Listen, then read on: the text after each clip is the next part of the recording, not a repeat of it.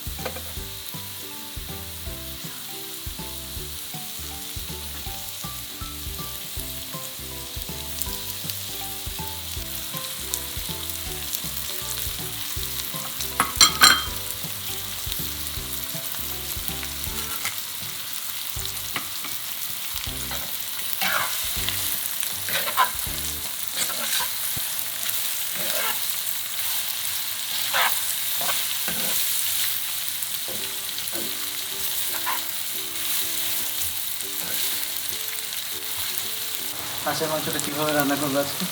আজকে সরিষার তেল দিয়ে রান্না করব। ওটা কষায় তারপরে পানি একদম শেষে দিব। এভাবে করলে মশলাটা ভিতরে যায় মাংসর।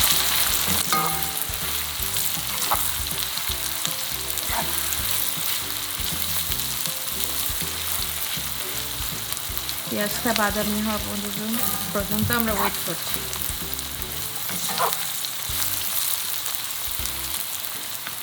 মুরগি রান্নার সাথে ডিফারেন্সটা কি হবে?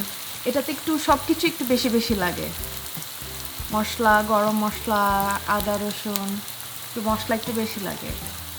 হাঁসের মাংস একটু শক্ত বেশি।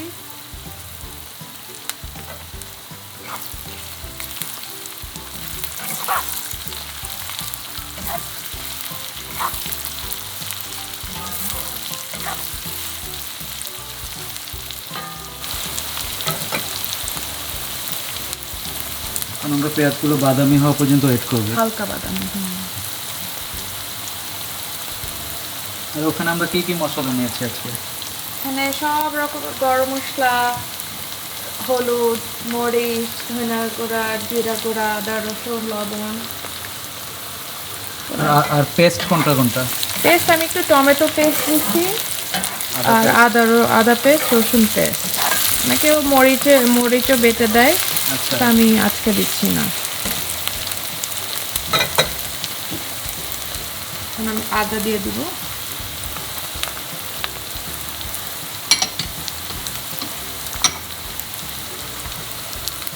এটা রসুন দুইটাই বাটা।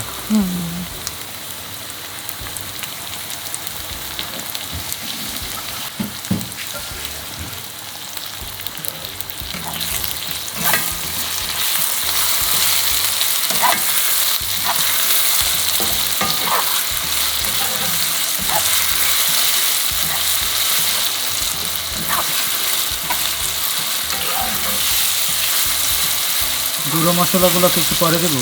হ্যাঁ, এটা কাঁচা আদা রসুনের কাঁচা ঘ্রাণটা চলে গেলে পুরো মাংস দিই। আচ্ছা,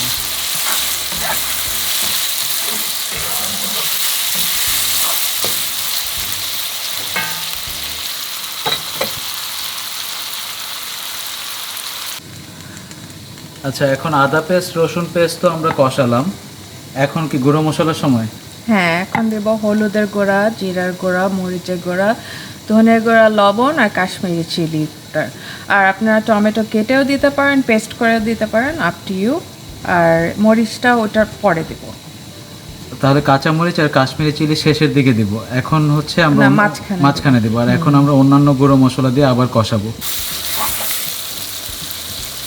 আদা পেস্ট, রসুন পেস্ট দেওয়ার পর আমরা কষিয়েছি যতক্ষণ না কাঁচা গন্ধটা চলে যায়।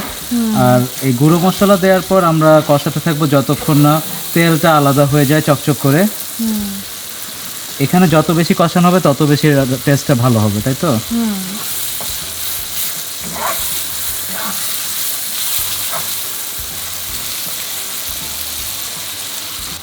হ্যাঁ, আমরা মাংসটা কেটে নিয়েছিলাম ছোট ছোট করে, এখন মাংসটা ছেড়ে দিব। এরকম কিছু কি আছে যে মাংসটা ছোট ছোট করে কেটে নিলে ভালো? তাতে একটু ফ্যাট থাকলেও ভালো। চামড়া সহ মতো, তাই তো? হ্যাঁ,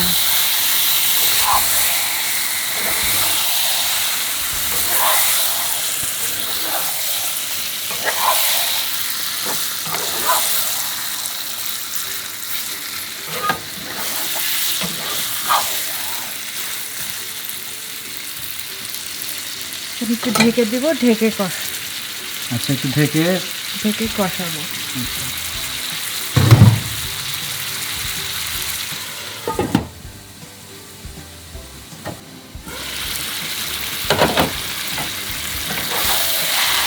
এখন তো জাস্ট নাড়ছি যাতে লেগে না যায় নিচে। হ্যাঁ, এভাবেই কষাবো।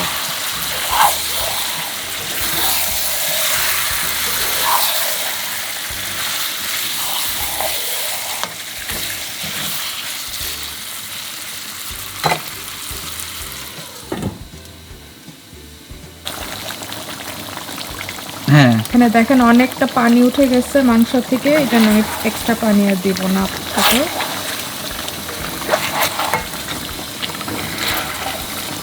Already looking good. Not good, yeah.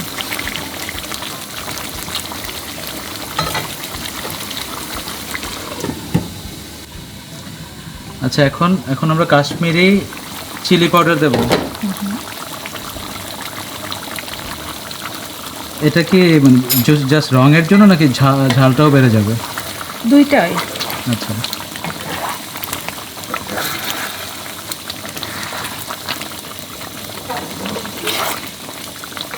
হাঁসের মাংস একটু ঝাল হলে ভালো লাগে।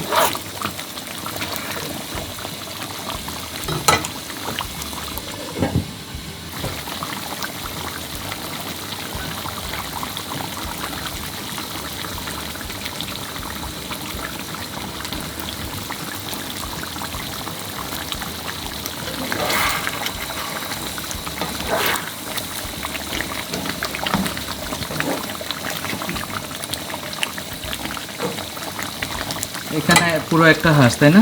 একটা হাঁস। কয়জন মানুষ সার্ভ করা যাবে? এক মিলে মেবি 6জন।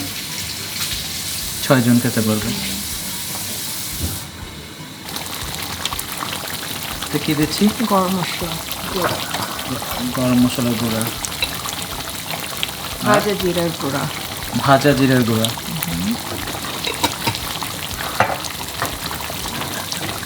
কাঁচামরিচ। এটা মোটামুটি রান্নার কত পার্সেন্টেজে দেবো? 70-80%। হ্যাঁ 80%। এখন পর্যন্ত আমরা একটুও পানি দিইনি, না, জাস্ট Just যতটুকু একটু পানি দেখা যাচ্ছে এটা মাংস থেকে উঠে এসেছে।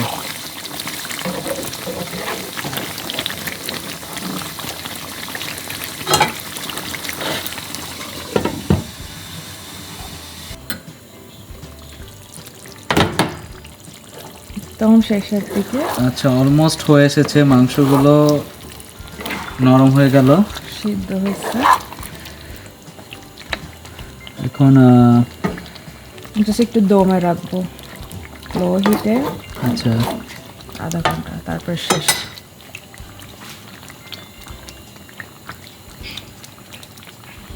আমরা ঢাকনা খুলে দিচ্ছি। হয়ে গিয়েছে। কাঁটা চামচ অথবা কিছু দিয়ে টেস্ট করে দেখবেন যে সিদ্ধ হয়েছে কিনা ঠিক মতো। আর লবণ ঠিক আছে নাকি, আর লবণটা একটু টেস্ট করে দেখবেন। স্বাদ মতন অ্যাডজাস্ট করে নিতে পারবেন। হ্যাঁ, যদি কম বেশি হয় এখন দিয়ে অ্যাডজাস্ট করতে পারবেন। তাছাড়া ডান হয়ে রান্না হয়ে গেছে, অলমোস্ট 1.5 ঘন্টা লাগলো। এটা রেডি টু ইট। আচ্ছা, আমাদের রান্না শেষ, এখন খাবার পালা। আমরা একটা কম্বিনেশন করেছি, ভুনা খিচুড়ি দিয়ে হাঁসের মাংস, সাথে আছে টমেটোর সালাদ, দেখতেই পাচ্ছেন। আরেকটা কম্বিনেশন, সেটাও খুব ফেভারিট সবার, চিতই পিঠা দিয়ে হাঁসের মাংস, শীতকালে খুব ফেভারিট। আর আজকে এখানে অনেক ঠান্ডা পড়েছে, আশা করছি ডিনারটা খুব জমবে আজকে। সবাইকে ধন্যবাদ আমাদের ভিডিও দেখার জন্য। ফিউচারে আমরা চিতই পিঠার রেসিপি দেব, চ্যানেলের সঙ্গে যুক্ত থাকুন। ধন্যবাদ।